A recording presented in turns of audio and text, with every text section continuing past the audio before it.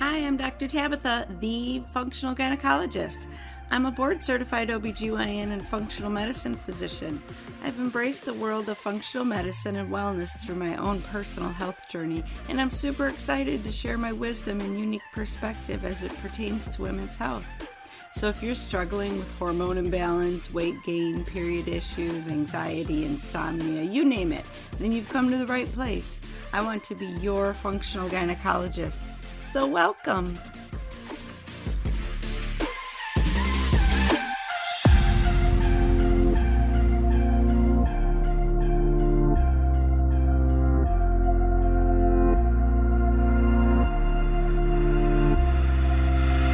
Hi ladies, welcome back. So today we are talking about something super important, depression, or is it really depression? I am talking to a certified psychiatrist who's been in practice for a long time, and she wrote a really important book, What If It's Not Depression? So when I first read this, I was like, yes, this is so important to my listeners because, right, so many of us are being offered antidepressants for whatever symptom. You know, you're tired, you have brain fog, you're not motivated, you can't sleep, you're going through menopause. I see doctors prescribing antidepressants for a multitude of symptoms, and you might really not need it. It might be something deeper than that going on. So I love that she has pulled the sheets back on this one. She's exposing the truth that we give out antidepressants way too easily. It's kind of like birth control pills. It's the pill for every ill when it's really not, and it shouldn't be. And so this is a really important conversation. So let me just sing her praises real quick. Dr. Achina Stein, she's a board certified psychiatrist for over 25 years. Her osteopathic roots set her apart from her conventional psychiatrists because of her use of osteopathic philosophy and biopsychosocial treatment techniques. However, through her many years of practice, she came to understand the limitations of conventional treatment with medications, and she now incorporates a multitude of integrative modalities. This was propelled by her son's health crisis in 2010, which she touches on a little bit. It's a really good story. You need to hear it. And she found functional medicine, and it resolved his health problems, his mental health problems. And then she solved her own problems and went on to become certified in functional medicine. And also, she's certified by the American Board of Integrative and Holistic Medicine. So she is well overqualified, tons of experience, and she has the insight that you ladies need to hear. So Dr. Stein is a distinguished fellow of the American Psychiatric Association. She was awarded the Exemplary Psychiatrist Award by the National Alliance of Mental Illness of Rhode Island in 2008. She's lived in Rhode Island since 2000 with her husband and 3 young children. And she's presently in private practice in Rhode Island. She's the co-owner of Functional Mind, LLC. So this is an exciting time for her because she's recently, in the midst of launching her online health coaching program called Healthy Self Bootcamp. So we're going to talk about that at the end a little bit, but the links are in my show notes. I want you guys to check her out.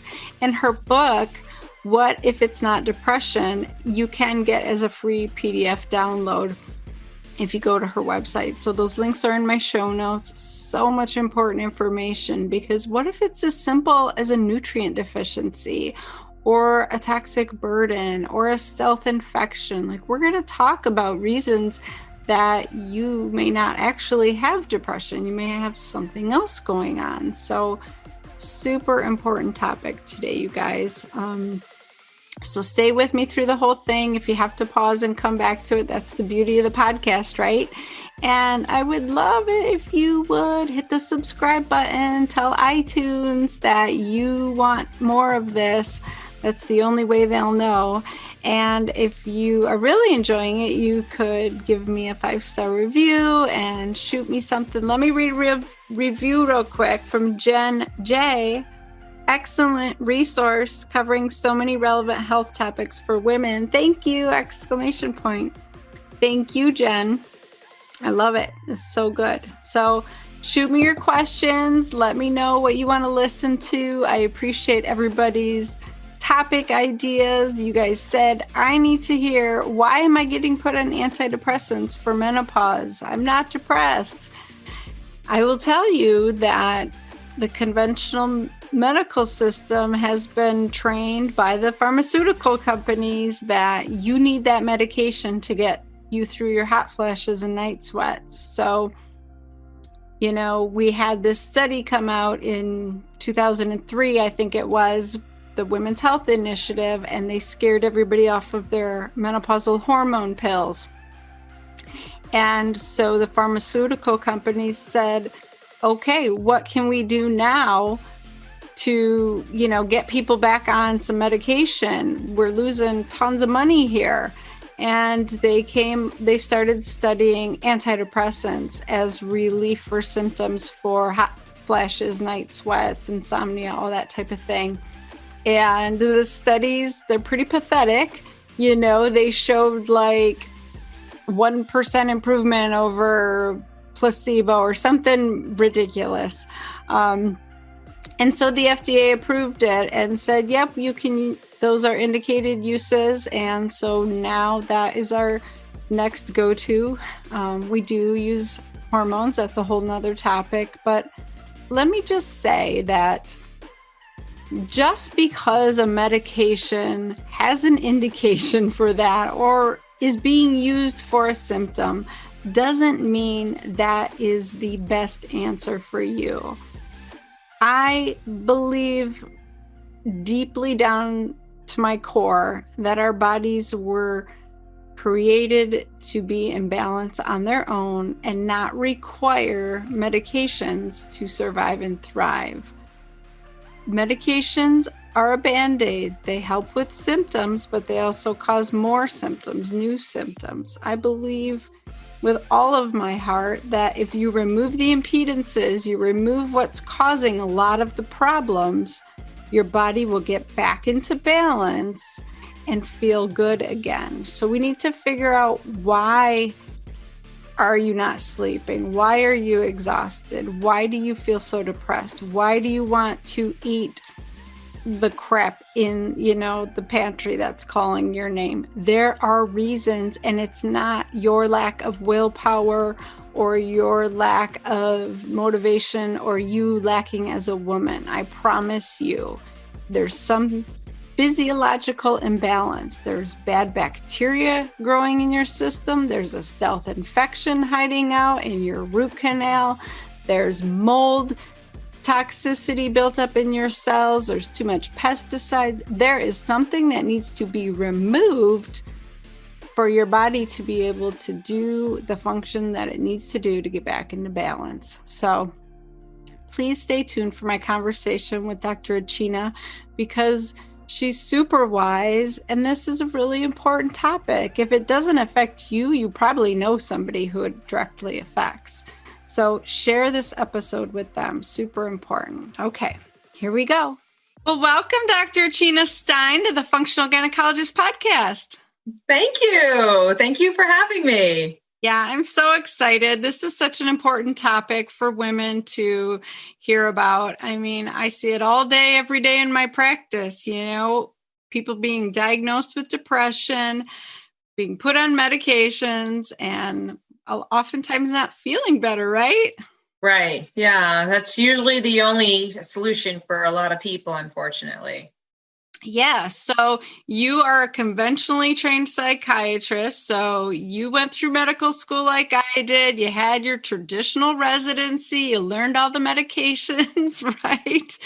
And then you realized, it might not always be depression. Tell me how you figured that out.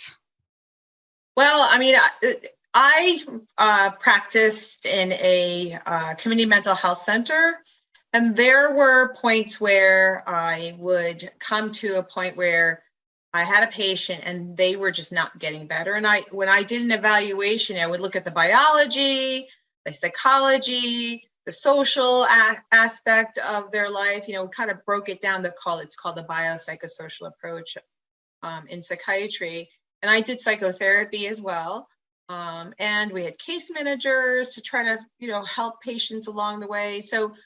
But there was always something that I felt was missing. That's something that I didn't know that I, was missing. And so I thought, I'm going to get more training in terms of looking at the integrative approach, looking at integrative possibilities. Maybe that's what I'm missing, and I just need to know more. And so, I started searching for, other types of training. But in the midst of that, my son had a major psychiatric crisis, so to speak. Oh, wow. So, yeah, at the age of 14, we were actually in France. My husband is a professor, and he was on sabbatical. So we took all three of our kids out of school and basically homeschooled them in France. And there was this day where he and his brother had a tiff, and he was suddenly on outside of the apartment on a ledge when we were 5 floors up, wanting to jump. Oh my gosh. Yeah, it was horrific. And it was something that happened literally overnight. There was no sign of this happening. I mean, he was missing his friends, and, he had a tiff with his brother, which is like, that shouldn't lead to something like that. There was just just no sign. So, long story short, when we got home, I had him see a psychiatrist. That wasn't me. And he was put on medications. He was put on 3 or 4 medications. He was seeing a psychotherapist, and he was out of the woods, so to speak, but he was not my son.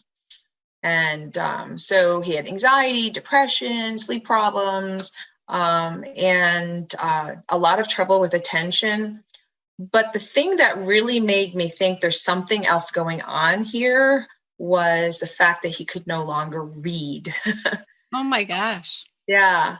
So, and nobody can find answers. Like, nobody could tell me answers. I mean, so it was just they just like, okay, well, he can't read, like, it's just they kind of just rolled it all into, well, he's depressed. It's like, no, something's not right here. Oh my gosh. So I figured, like, okay, I need to do my own research. And I happened to find a functional medicine doctor. And I was and this was really more finding a functional medicine doctor to help with my patients. Little did I know that once I saw the kind of work that he was doing, because I was on the search to help my patients, that I was like, oh my gosh, I have to bring my son here. And so I did. And long story short, he did his thing as a functional medicine doctor, looking for root causes, finding all the sources, bringing the body back into balance. And all of his symptoms remitted completely. And I started shadowing him, this doctor, and I ultimately left my practice as the medical director of a community mental health center, which was literally down the road for me, to drive an hour away to work for this practice. Because once you know what you know, you just can't go back. I mean, you just can't. So it really was a journey for my son and for me. And then of course, once you know that stuff, you realize all the things that are wrong with you. And I had Hashimoto's and Epstein-Barr virus, and I had hormonal issues, so you could have a field day with me. But all of my own issues had improved as well. And I was actually on an antidepressant for a number of years because I had Hashimoto's thyroiditis and caused lots of mood swings and the Epstein-Barr and fatigue and just stress and raising 3 kids, like it all rolled up into this big thing. And so I ended up having to be on antidepressants, and I actually stopped taking them about a year ago, because I got my body back into balance. I needed to prove to myself that I could do that and that it's doable. And I, in that process, I also helped a lot of other people come off of antidepressants, but I felt like I needed to do this and prove it to myself that I could. And it's been a year, and it's been fine. That's amazing. I think more doctors need to have their eyes opened, right? I wish every doctor could go on that path and find functional medicine. I think that's how most of us find it, is our own personal journeys or our family's struggles.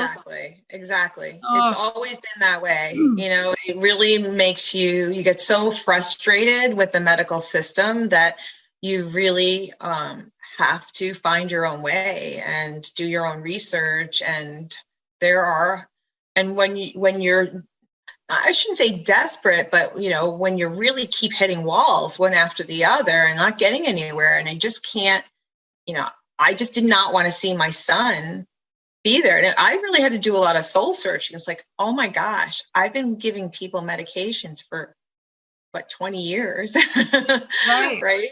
Longer. That same scenario longer. a lot of times, exactly. Right. It's and the same thing with birth control pills for women. It's like this pill that just fixes everything magically. Like, right. Oh, you're tired, you need an antidepressant. You're eating too much, you need an antidepressant. You're sleeping too much, you need an antidepressant. It's like, you're menopausal, oh, you need an antidepressant. It's like, wait a second, what's going on? So, Dr. Achina, I want you to talk about, like, what are the possible reasons to have those symptoms and it's not actually depression? Because you write about this in your book, right? What if it isn't depression? Right. What if it's not depression? Yeah. What could it be? Oh, it could be a whole slew of things. I mean, first of all, my biggest pet peeve is that there are tons of conventional diagnoses that aren't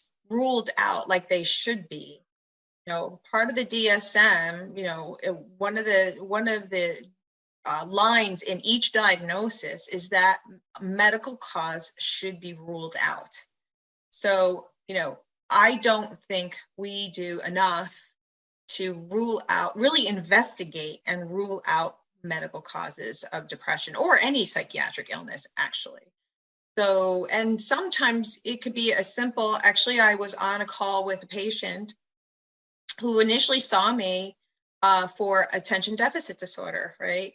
And he was on, his wife, it's always the case, right? His wife made him see me.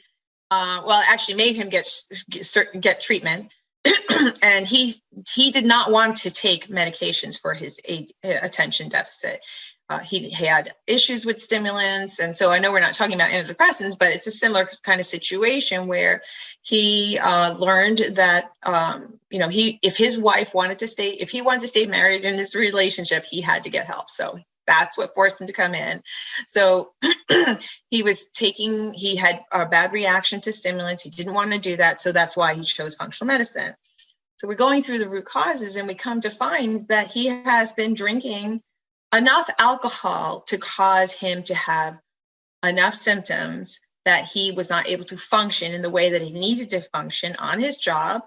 And some of those symptoms was ADD, attention deficit disorder. And he had fatigue, and he wasn't sleeping at night. So he had a whole slew of symptoms. But what brought him to treatment was not even the ADD symptoms. It was his wife saying, "You better get help." Right? Yeah. But the thing is, alcohol, I mean, that's a major part of our culture. And, lots of people drink tons of alcohol and don't really realize how it's affecting them. And that isn't even investigated in a conventional way enough, to be able to say, I mean, they might ask the question, but not really ask in a way to really get the details and make known to that person, like, hey, you know what, that's a lot of alcohol, that, and even if it's considered socially normal, it might be a little too much for you in the way that you're experiencing it, So, I mean, so a lot of times people are given a diagnosis of depression without really ruling out substance uses. It's not ruling out other medical conditions like hypothyroidism, like menopause and perimenopause, like vitamin deficiencies like folate deficiency, B12 deficiency. So I think we need to do more to rule out real conventional medicine causes, which I do in my practice as well. Yeah. But then there is the part where functional medicine doctors know that most conventional doctors don't know, or don't really pay attention to, is the physiology of how the body functions and what we put in our body and how our body deals with it, or we're exposed to our body. So mold toxicity is a major cause of depression. Major. Lyme's disease, right? Major cause. I've actually diagnosed Lyme's disease because they actually look, there's a certain presentation that I find for people who have major depression due to Lyme's disease. And we don't do enough research to even be able to do, but I've seen enough people where I say, you need to be tested for Lyme disease because of X, Y, and Z, you know? So it's a matter of having the time to get the details of a person's history, because people don't remember, but it's also really digging and digging and digging. And that's what I feel like I'm really good at, especially because I'm trained as a psychiatrist to do that anyway. Right. You know, we spend lots of time with our patients as it is, but most psychiatrists aren't trained to really dig for how things are connected physiologically, and in terms of looking at food, whether or not you've had infections, exposure to toxins, and then stress. It's like those four things. And then the hormones, right? The whole hormone piece. Yeah. So those 5 areas is what I look at when I take a history. Yeah. So important. I mean, I need people to understand that what we put in our body does directly affect us. I mean, I always use the simple example of coffee. Like, most people drink it because it changes your physiology. It wakes you up. It makes you feel differently, right? Right. That is a direct effect of putting something in your body and getting a result. And it's the same thing with everything else we're putting in our body. We're just not realizing it. I mean, I will tell you, I suffer from Hashimoto's as well. And when I eat gluten, I will be depressed in bed for 3 days. Like, it destroys my gut, it destroys my mental health. And it took me almost 40 years to figure out that connection. Right. You know? But once I did, it changed my life. Because now I'm in bed for multiple days and out of the month, wondering, like, why am I so depressed? What's going on? Now I know. You just can't eat gluten. And and what's interesting is that, okay, so we both have Hashimoto's, right? And we both react to gluten, but I react to gluten differently. I get brain fog. Yeah. And I have trouble word finding. You know, I have more neurological type of symptoms as opposed to mood symptoms. And I know, and I mean, I had mood symptoms from the Hashimoto's, but not necessarily. So I was able to even discern how much of it was related to gluten and how much of it was related to the hypothyroidism and Epstein-Barr. So it was a combination of things. It's always a combination of things. It's always 2 to 3 things, maybe 4, maybe 5 things that come together that create this perfect storm in a person's body. Oh, I'm glad you pointed that out, because that's super important. You know, people always want the answer, like, what happened? What's wrong with me?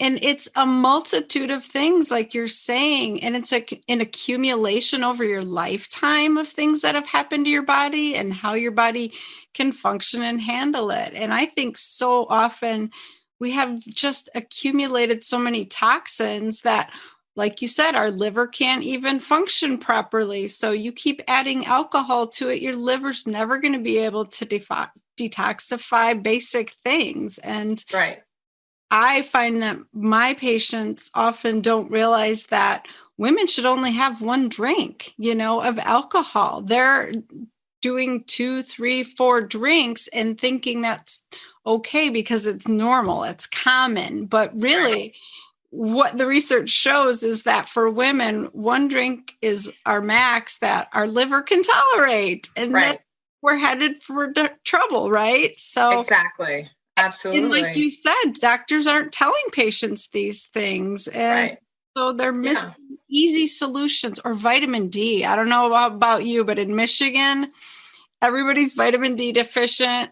And Everybody. simply Here too. getting that up to like 60 or 80, all of a sudden you can feel like a normal human being again, right? Exactly. Exactly.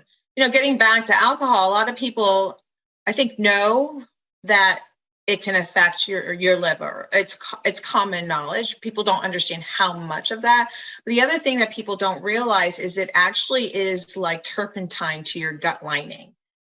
So it shears the microvilli off of your gut lining, and so then you're not able to absorb a lot of the vitamins that your body needs, particularly the B vitamins. So a lot of times people who are alcoholics have severe B vitamin deficiencies and can have actually dementia, to the point of dementia.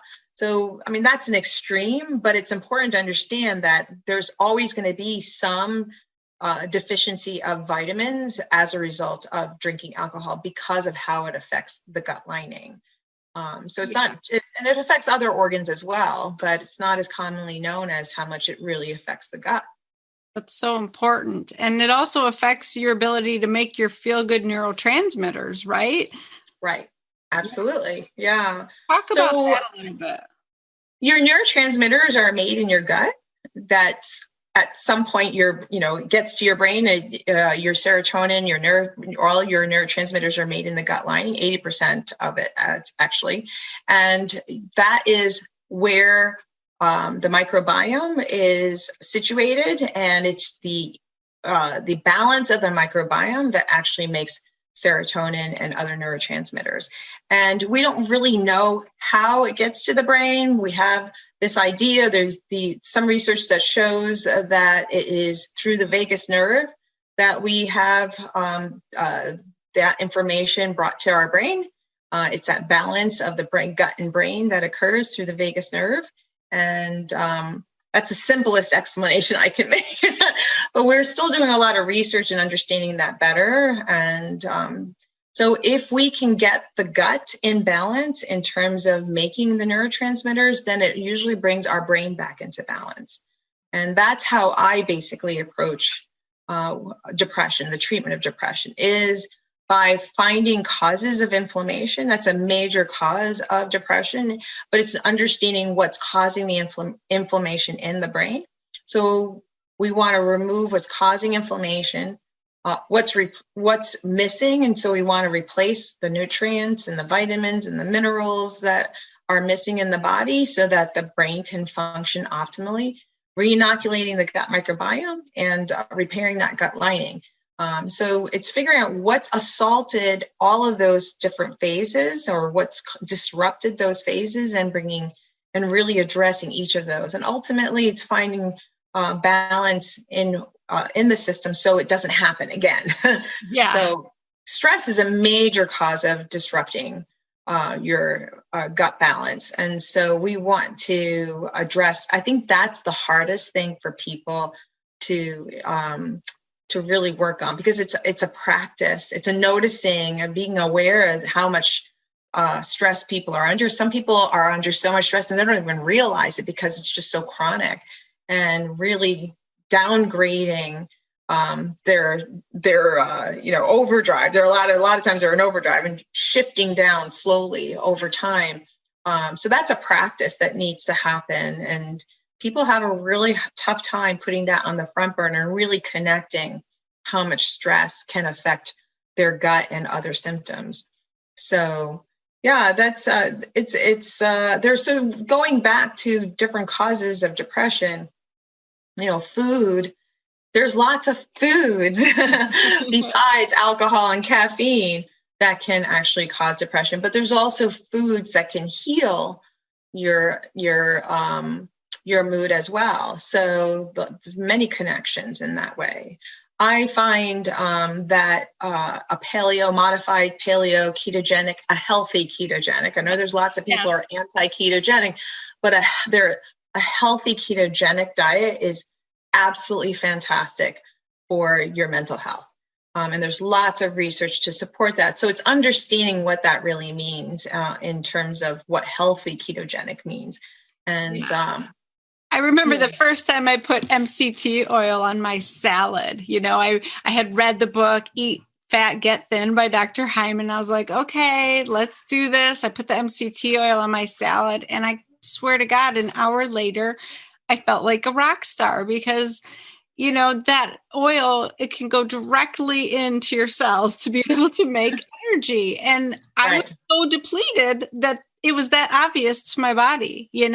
And that was pretty eye-opening for me. Like, food really can heal and nourish you. Like, it's not just a saying, it's true. Right. It's true.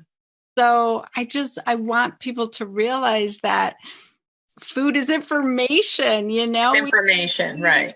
Giving our bodies the worst kind of information, like making you feel ill, or amazing information, like giving you all this energy and make you feel good neurotransmitters and all of that. So I love that.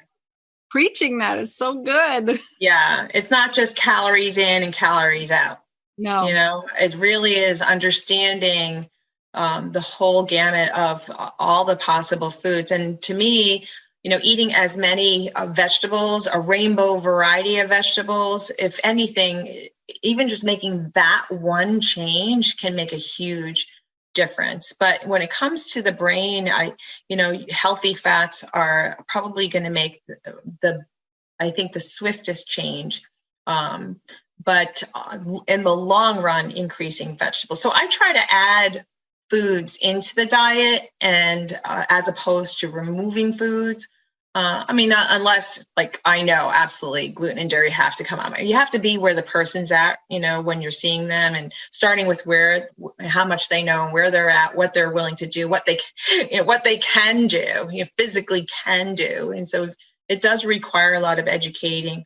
But I think starting with adding as many vegetables and adding healthy fats is a really, really good place to start. And then maybe taking things out and substituting like gluten full with gluten-free.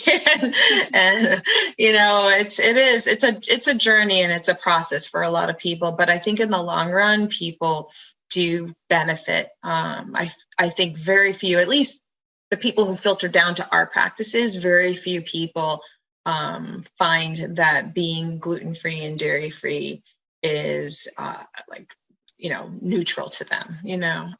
Most people do find themselves feeling significantly better. And there's always going to be a few that can put it back in. Right. After healing the gut. Yeah. Yeah. That's awesome. I think it's just so important, like you said, to remember that it's a journey. It's not going to be fixed overnight. It's multiple things that you have to work on. Right. But so eating vegetables is definitely an easy place to start. Just add a new vegetable once a week. That's what I say. Right. Try a new color that you don't eat normally. Blues and purples are like the least eaten color, but they have so many benefits. So I know. Start adding some purple in there once a week. Exactly. Beets. Yes. Beets. I cannot believe how much I have never eaten a beet until I started doing functional medicine. It's like, how did I not know about a beet? They're so delicious. Yeah, I grew up eating them like hot, cooked, just sliced up, and they tasted like dirt, but I ate them, and I tried to give my kids, and they're like, "Are you crazy?" Were they canned? Yes. Those are canned. Yeah, the canned beets are like gross, but yeah.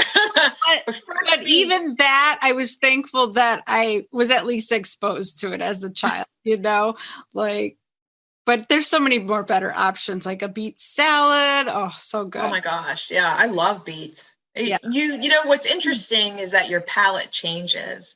Oh yeah. As you introduce foods. And I always talk about with kids, like, even if you get a smidgen in, you're still introducing that little piece of broccoli to their microbiome. And then it's the microbiome that wants more, that will tell your brain that we want more broccoli. And that's how you know that your microbiome's changed, just because your palate has changed. It's amazing. So when you start craving things like kale and spinach and carrots and, all of these fantastic vegetables, that you've done the work, Exactly. Yeah. I mean, I try to explain to patients that those sugar cravings, that's just the bacteria and the yeast talking. It's not you. You don't Yeah. really want that. And you kill them off, those cravings will go away. I mean, I'm living proof. I lived on sugar and donuts and candy. I mean, I was awful. It's not your fault. To me. It talked to me. And that's how when it stopped talking to me, that's how I realized it wasn't me. It was something inside of my body. And you're right, you'll start craving good food. People think I'm crazy when I say, I crave a salad or whatever. Mm-hmm. But it's true. You just have to shift your microbiome. So that's what it is. It really is. Keep working on it. It's definitely been a journey, and so many people have really benefited from our treatment. And it's not necessary for some people. It can be, maybe 3 months, and others, depending on what their health issues are, it could be a year or 2 years. So it's it's a matter of getting started and taking your time going through it and learning as much as you can about foods, toxins, stress. And I think the hardest part is probably really figuring out what chronic infections are on board. People don't quite understand how much that can impact you, and that it's a body burden that creates a great deal of stress. And so most people think that, if I have an infection, I would have a fever, and, I'd have chills, and I'd have diarrhea, I'd have these, or vomiting, whatever, right? These acute symptoms. So what we're talking about is chronic infections. And my analogy for that is, and people seem to get it, is sort of like a Cold War. If there's like a Cold War between Pakistan and India, right? They hate each other, right? But you don't see missiles flying back and forth, right? But there's soldiers on each side, and they're staring at each other.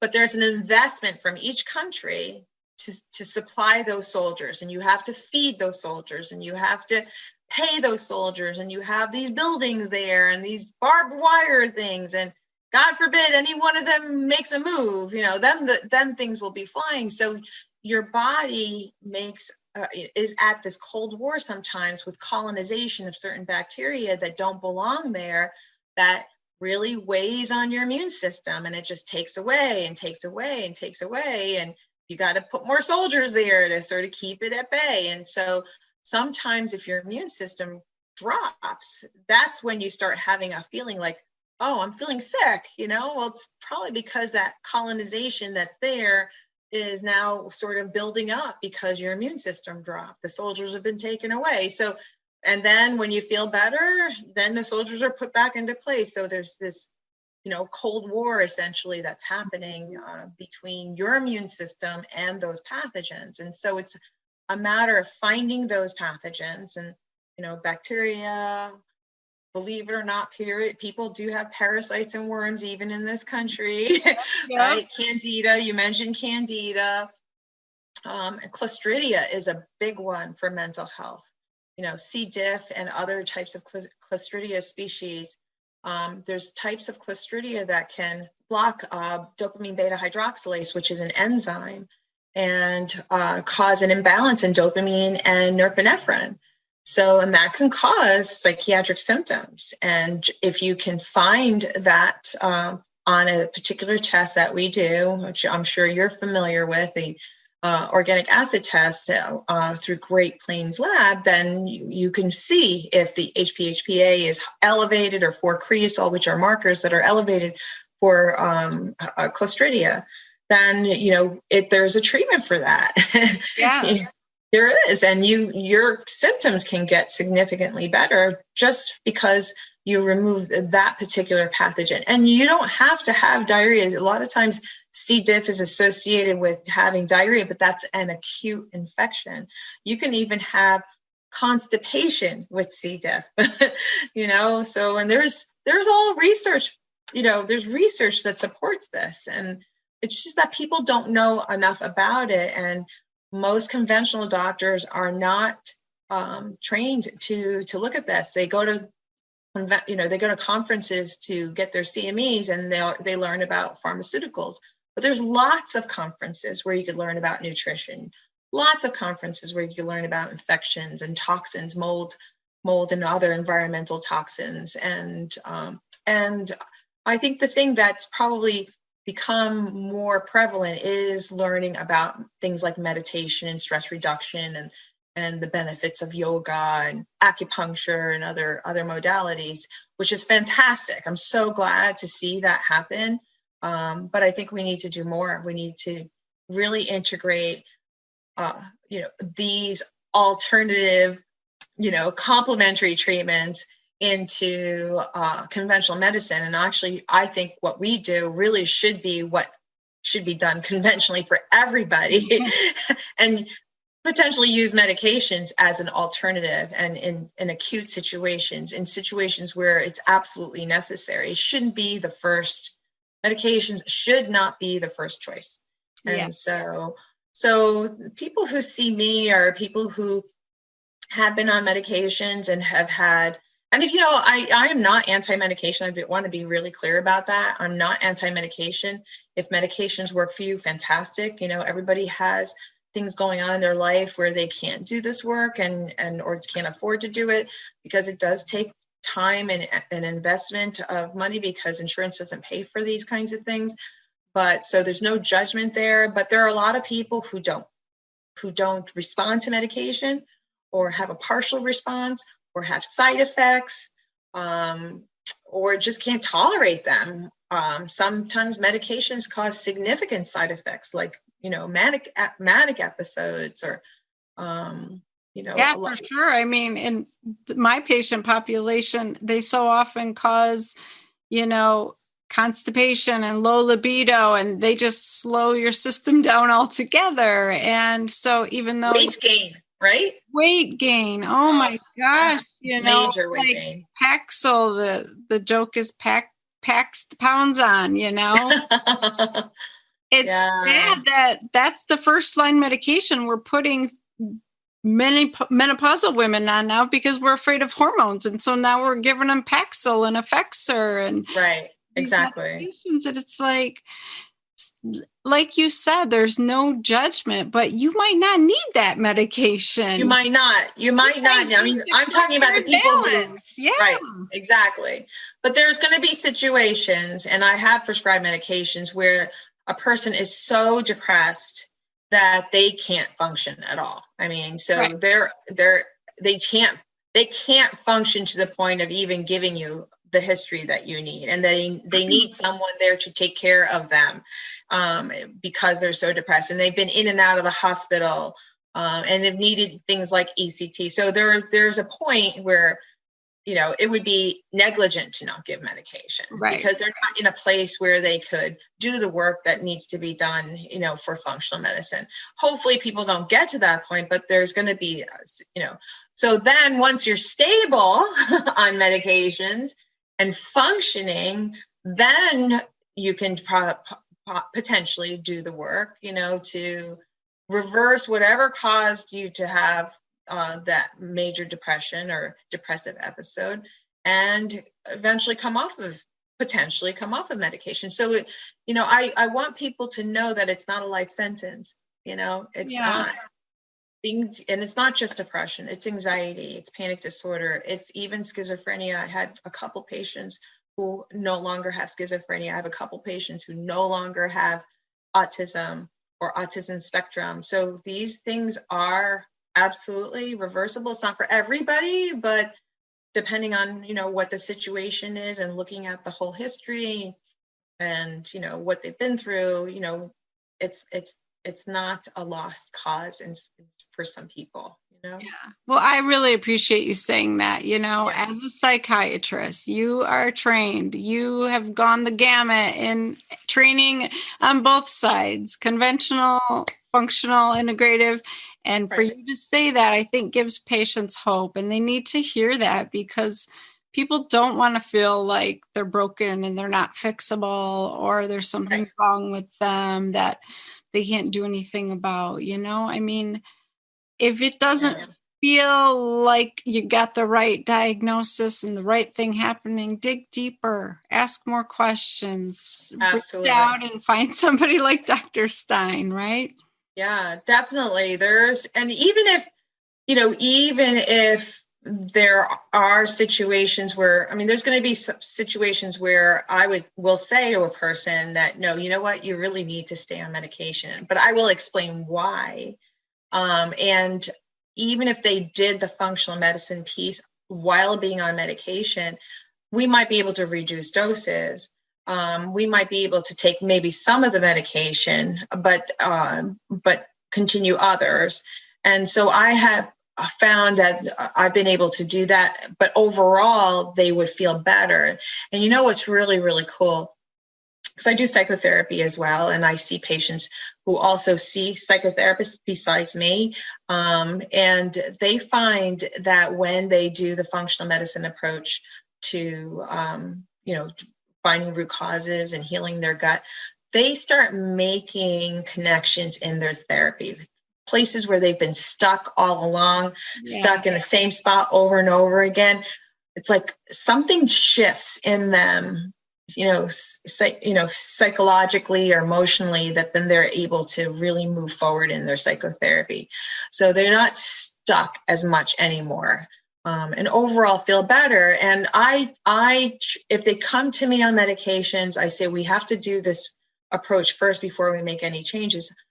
Barring obviously if they have serious side effects, I'm going to take them off the medication or switch to something. But if they're stable and on medications, I really want to have them, treat the gut first, because then it gives them confidence that, okay, we didn't make any changes in the medications, but yet I feel better, got better. And I can't say it was because of the medications, because we didn't change them. Yeah. And then it gives them that confidence to be able to say, okay, now I'm ready, emotionally ready to come off them, to lower the doses of the medication. And so, yeah, it's a journey. It's a long journey, but I've definitely had people who've come to me on 5 medications and now they're on 1. That's awesome. And they're on 1 by choice. Yeah. Yeah. Not because they felt like they've forced to take it and they have no choices. So it comes to choice, So it's been really, really worthwhile work. It really makes me feel good. I feel like a real doctor, we're really treating people and healing people, and, and so it's the best of both worlds, it's the best of the conventional world and the functional medicine world. So, and melding them together is what's really been, really good. That's so awesome. Yeah. I can't wait to see more psychiatrists doing what you're doing. It's so needed. So I love it. So where can my listeners find you? Well, they can find me. They can Google Functional Mind. It's www.fxnmind.com. They can Google my name, achinasteindio.com. And at that website, www.achinasteindo.com, you can download a PDF of my book for free. Yay. And there's a third website. I'm going to have to meld these all together. But soon I'm going to be launching an online health coaching program that goes with the book as a companion program. And that's at healthyselfbootcamp.com. Awesome. Yeah. I'll have all those links in my show notes because okay, good. That is so good. I mean, there's absolutely no reason that you shouldn't go download this book. The book is awesome. It's free. Like you gotta go do it, right? And they can find it. Yeah, they might they might prefer the Kindle version on Amazon because there's a lot of hyperlinks on there that if you get the Kindle version, you click on the link and it takes you to this website or that website for more information. You wouldn't be able to do that with the PDF, but it's a great, you can read that, and then you might want to get it on Kindle. It's just $6.99 on Kindle. So. Awesome. Yeah. Okay. Yeah, and the audio-book will be coming out in the next couple months, and the print version will be in bookstores next May 2020. Awesome. Yeah. Well, I love everything you're doing. I can't wait to see your program. People need to check you out because you're doing amazing work. And thank you so much for being on the Functional Gynecologist podcast. Yeah, thank you. It's great. I had so much fun. Awesome. Wasn't that a good episode? So Dr. Achina is super wise, and you should reach out and connect with her. The links are in my show notes. If you are suffering from questionable depression, you're not sure that what treatment you're on is right for you, I would definitely reach out to her and ask her, take a deep dive into my health and let's see if there's a different root cause or a few issues that we can figure out and maybe get you feeling better, and you don't even need that medication that you're on. So she is here for you just like I am. So thanks for staying tuned. Come back next week. And otherwise, go out, support your fellow sisters, have a kick-ass week, and give yourself some love. I'm serious. Bye, guys.